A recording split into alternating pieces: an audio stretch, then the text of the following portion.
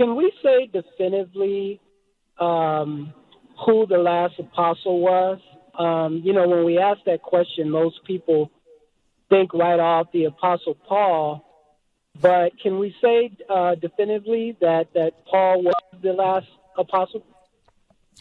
Well, let me just say that the word apostle has to be defined before that question can really be answered intelligently. The word apostle means one who is sent.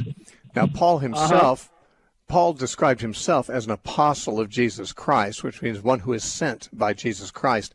The other 12 were apostles of that sort also. Jesus specifically sent them. And yet Paul also uses the phrase a couple of times in his writings, apostle of the churches. And that means one who's sent by the church, not sent directly by Christ.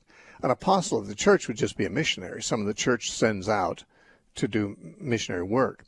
I certainly don't think we've seen the last of those. Now, I don't know if we need any more of the other kind. The apostles of Christ, I believe that in their writings and in their ministry, they did what they were supposed to do, and that was laid the foundation of the church. Paul said in Ephesians 2 that the church is built on the foundation of the apostles and prophets, and that he himself laid the foundation of the church of Corinth and so forth. And I don't know that there's I don't know that the special and unique value of the apostles of Christ needs to be duplicated. They've left in writing what many evangelicals, including myself, believe to be all things necessary for life and godliness in their writings. So I would think that we don't need any more apostles of that kind, since we still have them in their writings, especially Paul and Peter and John. And so we have them with us still. We have their teaching. I'm not sure what they did that an apostle of the churches can't do in terms of missionary work. So I don't know that Paul's the last one. Jesus is certainly sovereign. He can appear to somebody else if he wants to, and he can send them like he did with Paul. But I don't have any reason to believe that he is likely to do that. I just don't think that's something the church is in need of.